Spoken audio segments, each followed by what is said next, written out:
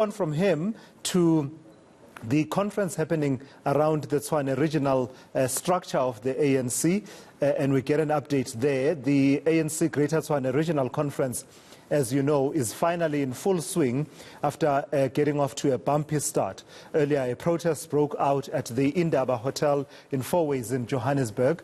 There are some developments now, and we are getting out of that conference. The developments we are talking about is what I have in front of me here, printed out, a lawyer's letter that has been issued out by the legal representative for 6 branches that are concerned about various processes around the Tshwane Electoral Conference of the ANC. Let's get in and bring in Pule Luchiti-Jones for an update on the situation. So things are moving quite swiftly, Pule. There were these earlier on, concerns that were raised around the holding and staging of the Tshwane Conference of the ANC. We are now at the level of lawyers' letters, letter of demand. Well, definitely. And earlier on, one would have, undermined the protests that are taking place just outside the venue by the disgruntled branches who are saying that there are still disputes that are yet to be resolved. But things are moving quite seriously now. We are seeing the letter that's been drafted through this group sent to the ANC through their lawyers, saying there are some grievances that still need to be resolved. They're also questioning why there were 2 packages that were being sent with the names of some of the members from branches who were competing at a regional level. So it's just a litany of challenges that are yet to be discussed by the ANC here through its leadership in Tshwane as well. But to give us more context around this, I'm joined by one of the group members who are actually speaking through their lawyers to ensure that they file their papers before 8 p.m. if their grievances aren't resolved. Victor, thank you very much for joining us now. You've moved very quick, and I see that you're now planning to interdict the Tshwane Regional Conference. What motivates that? Yeah, I think first of all, listeners of the E-News in South Africa, there are some of the issues that they are of concerning. The conference is continuing, the disputes are continuing. And when the disputes are dealt with at the provincial level, they must appeal at national, while the conference is still continuing. So the question we are asking is that how can the conference continue when there are 2 layers of dispute? Provincial Dispute Resolution Committee, then you also have got National Dispute Resolution Committee. So we have exhausted all internal ANC processes. We have sent letters, we have got those copies of the letters. Then we think we must get a redress somewhere else where we can get the justice on these particular issues. And what motivates it to be urgent? Because we've seen this happening as well, the play of those trying to interdict provinces. We've seen it at a provincial level during the Eastern Cape Provincial Conference, and now this. It qualifies the agency because we knew today. We did not know that there are disputes that they must be resolved. The dispute must be resolved, they must be concluded, and then the conference sit. We need the conference to sit and deal with all other issues. So that is the only thing that we are trying to deal with. Victor, some are saying you're aligned to the incumbent chairperson, Kgosi Mayap, and that's the reason why you're doing it, because you believe he's lost confidence in the party and that you're trying your luck here. There's no announcement of the result at the moment. Let the voting begin. Look, leadership is for 3 years. You must never think if you are elected for 3 years, you'll get another 3 years. Once the 3 years is finished, it's your term. But the process must be followed to the latter. That's the only thing. Have you received any sort of communique from the ANC national leadership as it is right now? Because I know you said if your demands aren't met by 8 p.m., then you're filing. I know some of your lawyers already at the chambers at the High Court, I assume here in Johannesburg.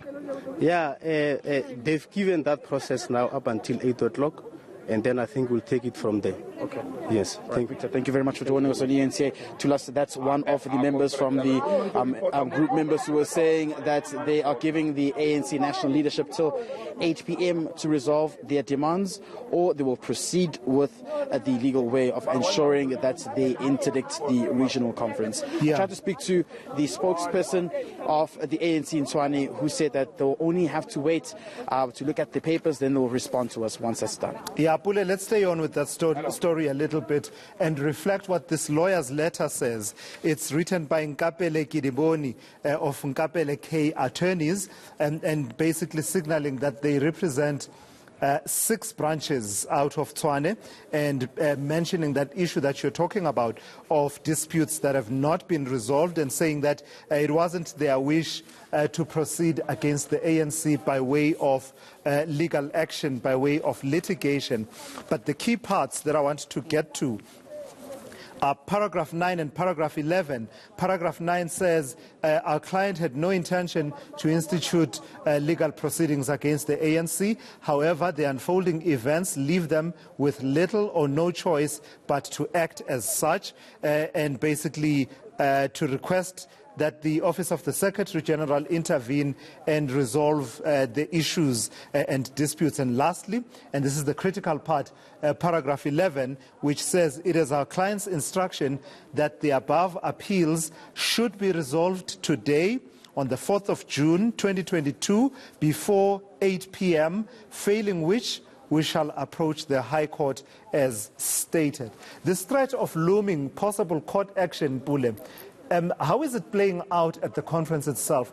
Does the conference, in other words, continue as if there is no threat whatsoever, soldiering on? For instance, where are we in terms of the order of proceedings?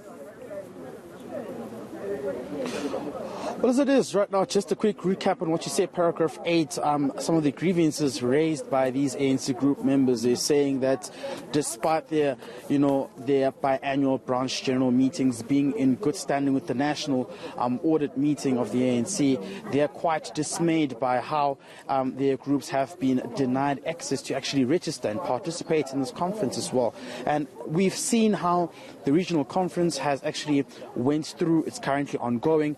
The chairperson of the province, David Makura, giving that welcoming keynote address there, placing emphasis on unity. But there's been a lot of disruption taking place during that regional conference, where we're seeing those who are anti the incumbent chairperson of Tshwane, Dr. Kgosi Maya, by actually not giving him a chance to actually speak and address them while the session is continuing. So you can see that there's that animosity between both factions, who are also supporting Mr. Bones Modise as well, who is the participant to challenge the Kgosi Maya for that chairperson position here in the region.